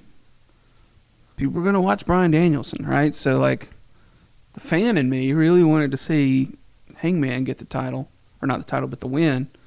But at the same time, like, I ain't mad at Danielson going over last night either. I mean, again, that's why I wasn't mad when Jericho went over him at the pay-per-view. I was like, because at any point, this dude can just get his heat back because he is... Should have been the main event of the show, in my opinion. I think so, too. They wanted to do Garcia because it was his hometown, but I would be interesting to see what the quarters for AEW look like in terms of the ratings. Hopefully not a lot of people switched it off because we'll talk about the Garcia-Yuda match, but that was great, too. But, yeah, I think Hangman and Danielson should have main evented the show. This was the third match in their rivalry, and I mean, it's just three bangers. Like, this is just what these guys do. That's a pay-per-view level match that you got on free television. I mean, yeah, it's wild. It was pretty solid, top to bottom again last night. The last couple of 3 shows have been fucking great. And this, you mentioned it when we started talking about Dynamite. This felt like a reset. Yeah, this was stars. This was, hey, we know that all the shit has gone down this weekend. Here is what AEW is. We are these guys. We are inside the squared circle action. These are our top stars. These are the guys that are going to carry us. It felt like everybody had a little bit of more juice last night, too. That everyone was like out to prove something. Well, I don't want to cut short the Danielson Page dialogue, but I did have 3 small points I want to touch on. The little juice with Jungle Boy's backstage promo. Like, we've been saying we need a little fire out of Jungle Boy, right? And this was the right way to do it. In a pre-tape interview where you can direct him up, coach him up, choose your best take. He had a little fire. I like the little spark there from Jungle Boy. Yep. Again, an AEW original, which is another theme of this episode. Right. And then you had the Acclaim coming out. Everybody was like, oh, shit, what's he going to say? What's he going to say? Perfect. And then, bam, you get the interruption from Swerve and Keith Lee. If there was... So the top heel move of the weekend was Punk. The second biggest heel move of the week was Swerve Strickland cutting off the Acclaim's rap. Yeah. And everybody was pissed. And again, just that guy's got swagger, man. Yeah. He's so good. Yeah. He's going to be a top-level heel for those guys. Yeah. For sure. So then, speaking of juice again, Wardlow comes out and was like, everybody on the internet says that, I've lost my swagger and I'm not the same Wardlow I was. And then, bam, he crushes the shit out of Tony Nese. Yep. And puts some fire on the microphone, throws that motherfucker down, and bounces. Yep. Get in, get out. Again, AEW original. Yeah. That's another guy. Like, that's all these guys who have been there from the company since day one, for the most part, were featured. Yeah. And yeah, he has lost some momentum because I don't think they've booked him well. So again, since this is a reset, let's go. Let's figure out something else for him. Yeah. I don't know who you put him up against. Do you do Miro and Wardlow? I mean, that'd be a banger. He needs something big. A little competition. He needs some competition, but he needs a long, multiple week drawn out program that'll really elevate him. Yeah. I get putting him up against Tony Nese last night because you have to establish something. But he needs some kind of challenger to rise up and really try to go after that title to give him – I want to see more Wardlow on the mic. I want to see, if we want to cultivate somebody to be the next big star of our company, I mean, that guy's got all the potential in the world. He's got the look. Yeah. If you want to do a fucking Hoss fight, put that sumbitch up against Powerhouse Hobbs. Well, in the report – yesterday was that they're gearing up to put him on a little run, so maybe this is it. If WWE likes to do big meaty men slapping meat, and Tony Khan would be like, hey, I got two motherfuckers here, I got two meaty beats, sons of bitches, like we'll put them up against each other and we'll do a damn Hoss fight, right? And so that'll be, I'll fucking watch that, right, for sure. So match wise, next up I've got Best Friends versus Death Triangle for the trios title. I mean, there was no more like tournament for this one. It was just like, hey, putting these guys up for the title. Yeah, because they were in the bracket, right? Right. That was leading up to it. Good call. Cassidy's had a sort of thing with Pac for a while. And we're talking about Malachi Black's entrance earlier, and I thought he's got the coolest one. The Death Triangle entrance fucking hits hard, too, for me. So this was a new entrance, right? I haven't seen this before. I think used it once, I feel like, a couple weeks ago. I feel like I had seen it. Okay, I felt like I hadn't seen it, and I was like, holy shit, this is awesome. Yeah, it is awesome. I mean, these three guys are just amazing. That's a great team. It's a hell of a team. When they paired them up first, I was like, huh. But then you see them in the ring, and you're like, oh, okay, yeah, it makes sense. Yeah. I mean, they're awesome. Yeah, and this was a great match, I thought. I mean, yeah, this is a hell of a match. I have in my notes, I just wrote banger. As again, this is just what AEW does. Yeah, man. Beretta goes hard. Yeah. I mean, all these dudes go hard. Chuck Taylor doesn't go as hard as the others, but, like, Chuck's still pretty fucking good in the ring. Everybody got their shine in this match. But, I mean... Again, Pac is so underrated, man. Yeah, I mean, we talk about best wrestlers in the world. He doesn't come up that much, but but his body control and everything, it's insane. I mean, well, his finishing move, the Black Arrow, like there's not many people in the world that can do that. Right. But then also his ability to just sell. He gets spiked on a DDT, but he brings his body like it's just the athletic ability is just off the charts. I don't know. I think. I'm not trying to pick on Alex Abrahantes yet, but like, I feel like if they had another manager, this thing would really you'd really have something here with this group. Because for as good as Phoenix and Penta and Pac are, none of them are really great on the mic. Now, obviously, Penta and Phoenix have a language barrier there. Sure. And Pac just is what he is. He's good at being a brute. But I feel like they might, if they would benefit from having somebody else with them. Yeah. I think. But, shout out to Pac. He's been with the company for a long time, hasn't got a lot of opportunity. And he's the first simultaneous champ. All-Atlantic Championship, Tag, and Trios Championship. First one in AEW. Nobody's done that before. So really? Nobody's had two belts at one time. I was trying to think about it, but I don't. Yeah, you're right. So he's the first one to do it, and, shout out to him. I'll be damned. So I don't know who they run them up against next. Yeah. Because I think you want to. You've done a lot of moving around with this trios title, So maybe you want to just settle things down, let these guys have a kind of a long run with it. Yeah. I don't know who you put them in a program with necessarily.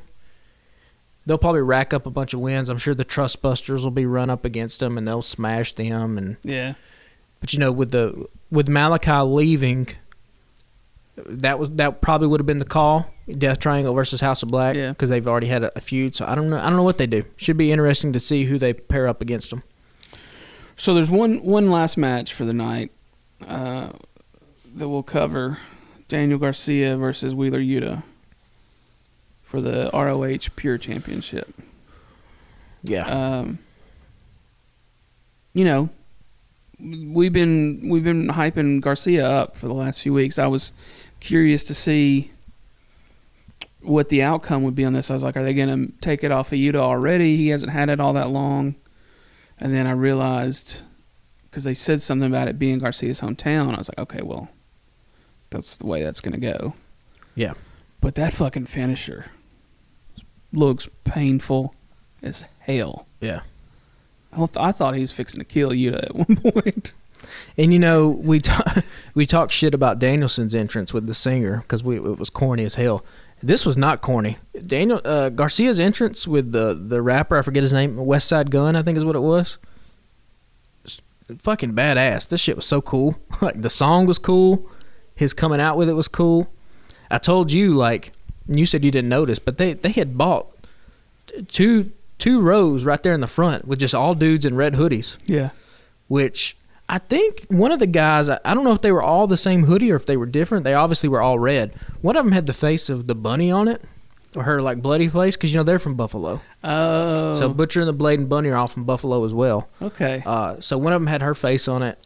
So that was cool to see. And, yeah, Garcia and Yuta, they've already had a ton of matches together. This is a match that you're going to be able to run for years and years. I think Yuta is like 26 or 27. Garcia is 24, 25. These guys have outstanding chemistry. You want to talk about improvement, not only in the ring, but in their character work since they've really been positioned in AEW. They have grown leaps and bounds. And, yeah, this was a hell of a moment. And a hell of a moment, too, for probably Garcia to win a title in his hometown. And then also have someone who is, for real, in real life, his hero, Bryan Danielson, come down to the ring and put the title on Garcia that Danielson retired because Danielson was the Pure Champion and won Ring of Honor Championship and retired that Pure Championship. And he comes and puts the belt on Garcia. That's just got to be a hell of a moment for him. And then also it's going to set up, you know, Jericho coming out. Yeah, because Jericho coming out with his look and the camera just being close up with him. I was getting a kick out of that. Yeah. That was hysterical. Because they had made the whole thing of you didn't come celebrate or help us Right. at the pay-per-view, so you're on your own here tonight. Yeah. He's like, I'm still in your corner, but I'm not going to help you out. Yeah, and so who knows where they go from here with Garcia's story. You know, at some point it's probably going to lead to Garcia versus Jericho.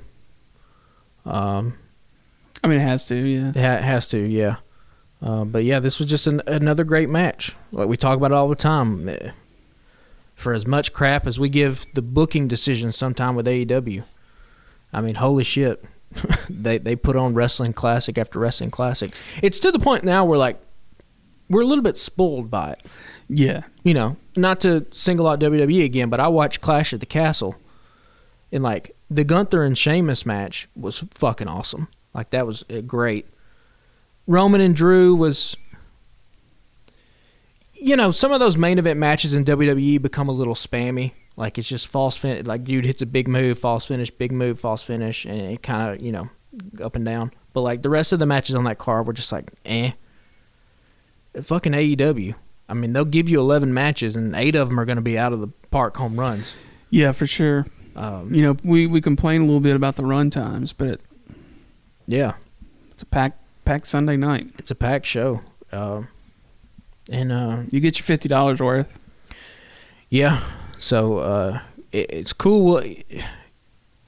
We got a lot of there's a lot of uncertainty in the air surrounding AEW right now. And so it's curious to see how they sort of just settle everything. And I think last night was a good example. Let's just calm down. Let's put our AEW originals on there for the most part. Here are the guys who started this thing. The Sammy Guevaras, the Darbys, they're all going to be featured in this tournament. I mean, with the exception of Yuda and Garcia. Yeah. It was like you said. Yeah. And so this is, we got Grand Slam here coming up in a few weeks, and then we have Full Gear up in November. So they can get this turned around, though. Yeah, for sure. They can get it turned around. They made a lot of the right first steps by vacating the titles, handing out suspensions, and there was no mincing words really last night. They sent a lot of messages with Mox's promo, and then Jericho was like, "This is my locker room." Yeah, you said it was something kind of shitty for people to say that earlier or whatever, like kind of what corny. How did you say it? Like you were talking about it. But for somebody like Punk to say that, but like for somebody like Jericho, who was the first champion, who was there from the beginning. You're right. Yeah, I mean, it says a lot. Like, Moxley and Jericho had just come off of WWE runs, and I mean, Jericho was a star, but he was past his prime. Sure. He was in his 40s. Moxley could have easily signed another contract with WWE, and he'd still be there. Now, would he be as big a star in WWE as what he is in AEW now? Probably not. But he put a lot on the line to take a chance on AEW. And so, to have a guy like Punk come in and really, attempt to derail this thing. They had a pay-per-view, and the only thing anybody talked about was all his horse shit. Yeah. The more I think about it, the more I think you gotta let him bounce, or you gotta send him bouncing. And you gotta let Young Bucks and the Omega know too. We talked about it. Strip them of their EVP titles. You can't be management and act this way. Now you can. I think you would still use them as big stars because they are big stars. Sure. And if you say I'm going to strip you of your EVP title, and they say if you do that we're going to walk, then I think if you're Tony, here's the line in the sand. I got to let you walk. Yeah. You have to send a message to that locker room that no one is above the 3 fucking letters on our shirts. AEW. There's not a single person that's above this. There's not me, not any of you wrestlers. Like, what we're trying to do, we started off, we wanted to have an alternative for wrestling fans who felt disenfranchised by what had been the mainstream wrestling that WWE was putting out there for years. And so you're not going to jeopardize that. And also, too, there are so many people behind the scenes that work at AEW. The audio technicians, the post-production people, the seamstresses, the catering people. Yeah, and Moxley made mention of a lot of that. Yeah, those are people that, they bust their ass because they believe they're wrestling fans and they believe in that product. And they don't get the admiration of the fans because the fans don't know who they are. Yeah. They don't get the love on Twitter. Nobody wears their T-shirts because they don't have any. But yet they come every single week and they help make this locker room look like stars. And so I'm not even talking about Punk, for anybody in that locker room to try to jeopardize these people's livelihood. Because, if anything happens to a lot of those wrestlers, a lot of them will be just fine. Some of them will go to WWE. Some of them will still work the indies. They could go to Impact or whatever. If the fucking lighting grip who, sets the lights up on the stage, if his job gets axed because AEW goes under, where the hell is he going to find another job at? He's got to uproot his whole family. Yeah, there's probably people that quit good jobs to go work for AEW. And so if I'm Tony Khan, my message in this meeting I would have Wednesday, and he probably said something to the effect, probably not as, animated as what I would say it, but I would be like, if you don't like this place, there's the fucking door. Good luck. Yeah. This is I sign the checks, and I apologize. I would apologize to everybody for letting it bubble up the way that it has. But I would take ownership of it and say it stops with me now. Yeah, I mean, and there's, floating around the last couple of days is that Tony Schiavone is kind of stepping in to be sort of Tony Khan's right-hand man. Oh, yeah, because they're seeing the ghost of WCW bubbling up again. And they're like, oh, shit. Yes. You talk about Arn, Tony Schiavone. I mean, these guys, they saw it happen with WCW. Yeah, I think it's probably a smart move because those guys, those guys look up to Schiavone. They may not respect Tony Khan, but they respect Tony Schiavone. And, you have guys like Arn Anderson, Mark Henry, Paul White, Tony Schiavone, Jerry Lynn, Dean Malenko. You're talking about the best of the best, over probably 100 years of wrestling experience.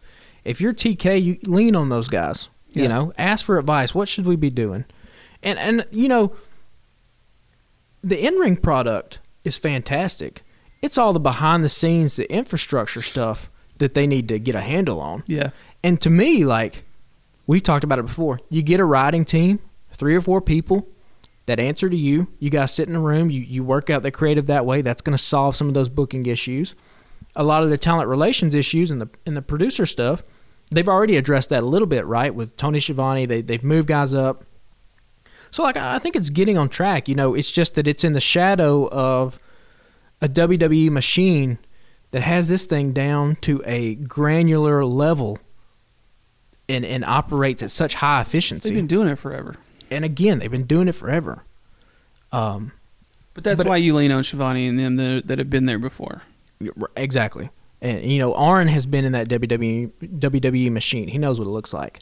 And a lot of that is, to Vince McMahon's credit. That's the ship that he ran, Could you see CM Punk doing what he did if fucking Vince McMahon was sitting right beside him? No. Vince probably would have smacked the shit out of him.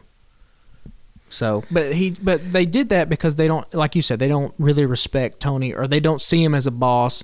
They see him as a friend, or just another one of the guys. And I think if this company is going to reach the heights, which I think it can, it's going to go as far as TK is going to lead them. Yeah. Well, we spent quite a while talking about that. We'll call this our super packed special edition. Before we bounce, let's talk about what's done up real good. I do want to talk about a little bit about thing that I enjoyed over the weekend. Saturday, I was trying to get a little work done at the house, and I'd kind of forgotten that the Taylor Hawkins Memorial Concert was going to happen. So I flipped that on, started from the second song that Liam Gallagher sang, so I only missed one song, really. And then I ended up pretty much watching the rest of the show. Some of it I paid a little more attention to than others while I was getting some things handled there at the house, but there were a couple of oh shit moments for me. There was seeing Wolfgang Van Halen play a couple of Van Halen tunes with Dave Grohl on bass. Justin Hawkins on vocals was fucking awesome because he got to pay tribute to Taylor, who was a huge Van Halen fan, but he also got to pay a little tribute to his dad. And that was awesome because he said before in interviews that he's never going to play Van Halen songs with his band, which he didn't, right? Right. He's just a guy up there playing guitar as part of this group, playing these songs, getting to pay tribute to one of his friends and also his father. That was fucking awesome, and he did a great job. And Justin Hawkins fucking killed it on vocals as well. And then the other oh shit moment, well, there were a couple oh shit moments. One of the other oh shit moments was seeing Brian Johnson from AC/DC sing a few songs, and then AC/DC songs with the Foo Fighters, and Lars Ulrich from Metallica was playing drums. But Brian had severe hearing loss a few years ago, and I didn't think we'd ever really see him perform again. So that was really cool for me. Does he still have the range? No, because he's old and he's got hearing loss. But was it cool? Yeah. Yeah. And he still sounded pretty fucking good. Yeah. And then the last thing was Taylor's kid playing drums with the Foo Fighters on My Hero. That was super emotional and really hard to watch, but very cathartic, I feel like, for the kid and the band. You could see the happiness and joy in all their faces, but Dave Grohl, at one point earlier in the night, while he was singing Times Like These, looked like he hadn't slept in about 6 months. Yeah. And I'm sure there was a lot of prep going into that show, but Dave looked pretty rough at one point. I felt real bad for him. But yeah, that was a great concert. They're doing another one at the end of the month in California. Some of the same guests with some different guests also. So I'll probably tune into that one as well. Yeah. So what was done up real good for you for this week? Man, I don't even know. I've been all consumed with wrestling. I had every intention to come in here and talk about Clash at the Castle after Saturday because I thought it was a pretty great show. The in-ring work is not what AEW was, but in terms of just storytelling and just the atmosphere of it was really awesome. I thought Gunther and Sheamus was... I mean, you can run that match back time and time again. Those two just beat the hell out of each other. Gunther is fucking amazing, and Sheamus has always just been, the constant professional.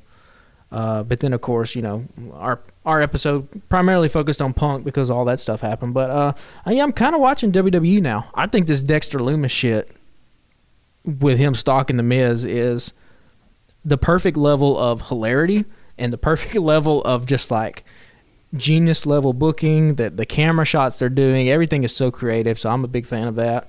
Other than that, yeah, I mean, it's been a whole week of we had so much wrestling. I don't know if I've even... Football starts back, NFL. Yeah, we got... As soon as we leave here, I'm going to watch a game. Yeah.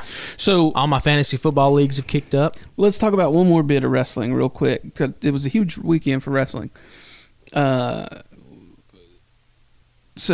at an event hosted by Conrad Thompson over the weekend, Conrad Thompson, Cassio from local Huntsville radio, who also does some shows with Conrad on his podcast, Empire, and Corey Ron Forrester from the Well Read Comedy guys were doing a panel at a wrestling, sort of like a little convention-ish sort of deal.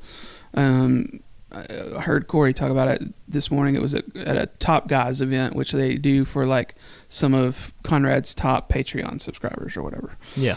So anyway, they were doing a panel late one night about some of the best promos and some of the worst promos ever.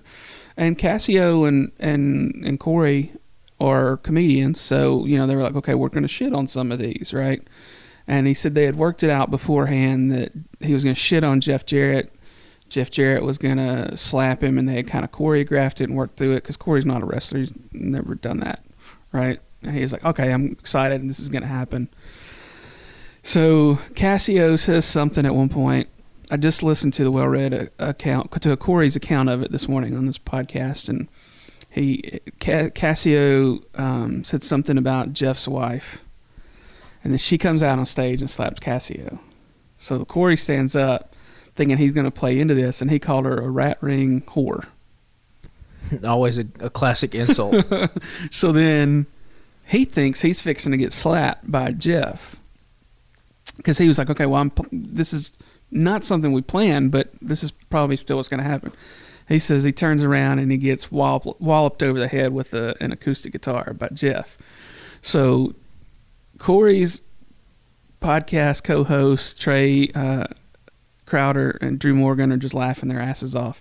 And Corey's like, I'm fucking pissed. Why are y'all laughing? He was like, I'm fucking going to auditions every day. He was like, I'm trying to make money with his fucking face. He was like, I'm fucking bleeding. I can't fucking move my neck. He's just going clean off. And he's like, I may even sue this motherfucker. He's like, just totally selling this, right? And they're just laughing. They're like, yeah, this shit is fake. And he was like, this is fucking... He was like, I agreed to get slapped. He was like, I didn't agree to have a fucking guitar busted over my head. So, but it's so funny because he leaned into it and he really sold it on his podcast. So, like, if you didn't know any fucking better, you'd be like, what in the hell's going on? I guess, head on a swivel when you're around Double J. Also, it just points out to how weird pro wrestling is, because if you were just to explain that to people that didn't know anything about wrestling, right, and you were just like, okay, so there's a room full of people, and one dude gets slapped by a woman, and then the other guy gets hit over the head with an acoustic guitar, and then everyone in attendance just stood up and cheered for the guy that hit the dude in the head with the guitar. And nobody's checking on him. They'd be like, what are you talking? It's kind of like how I was trying to explain to my wife all this backstage shit that happened this weekend. And she was just like, okay. Like, wrestling's just so weird in that sort of way. Yeah. But either you get it or you don't. Yeah, and I admire people like my son. I asked him yesterday before the show, I was like, do you keep up with any of this stuff that happens? He's like, not really, other than what you tell me every once in a while, which I don't talk to him a lot about the backstage stuff. I mean, most people don't care. Yeah, and that's what he would say. He said, I just want to watch the shows. Yeah. And that's, the ratings for Dynamite have just come out, and they went over 1 million, but it wasn't any big number. which just proved to show that, like, hey, a lot of people don't give a shit about this stuff. So, like, nobody really cares. Just put on a good show, and everything will be hunky-dory, and we'll be fine. Yeah. Well, I think that's all we got for the week. Real quick, let's cover some fucking basics. Y'all, please follow us. We've picked up a handful of followers on Instagram in the last week or so, and maybe a couple on Twitter. We're at Alabama Slam Pod. Patrick has taken to tweeting some during the events, which has been helpful. I'm trying to get into it, yeah. Yeah. It's tough to live tweet when you have a 3-month-old and a 2.5-year-old who do not care about what you're trying to do. They want to eat and watch Bluey, so they don't give a shit about anything else. So give us a follow there. Rate us on Apple Podcasts, please. That's supposed to help us show up better in the rankings.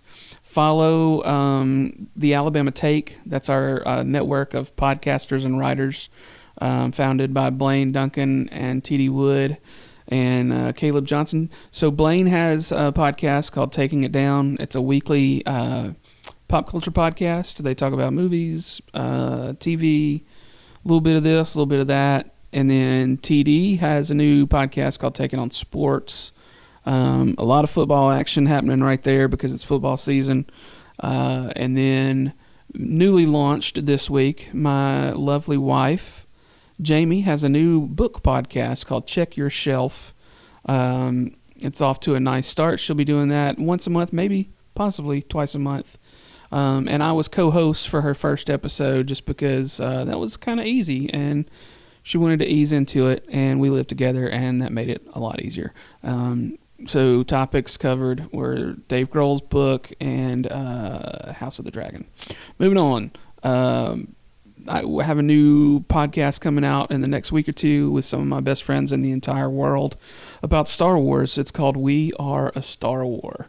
And then if you need shirts or stickers or coffee mugs or anything with any of the podcasts having to do with the Alabama Take or the site itself, you can go to tpublic.com and search Alabama Take and find it. So go get you an Alabama Slam t-shirt and wear that shit with pride. Also, be on the lookout on our social medias because we're going to start doing some listener questions, and we want to hear from you. We were going to do it this week and had every intention to, and then, the wrestling world went crazy. But, follow us on Twitter and stuff like that. We're going to kind of put out questions that you can email to our Gmail address, and we'll read them here on the show and respond to them. So be on the lookout for that. A little bit more viewer interaction stuff. Yeah, I believe the email address attached to that is alabamaslampodcast@gmail.com. Yeah. So hit us there or hit us on Twitter. Send in your questions, and we'll read them and try to answer them to the best of our abilities. Get a little interaction going. And I assume we're in for a pretty good, solid episode of Rampage Friday night, it looks like. Yeah, I mean, hopefully it doesn't feel like 6 months worth of news has passed since we do next week's podcast. Fucking Stone Cold came back, headline WrestleMania. That's like not even in the top 10 of wrestling stories this year. Which is wild as shit. It's crazy as shit. Yeah. Well, anyway, man, we appreciate y'all for listening, and we will talk to y'all next week. Later, guys.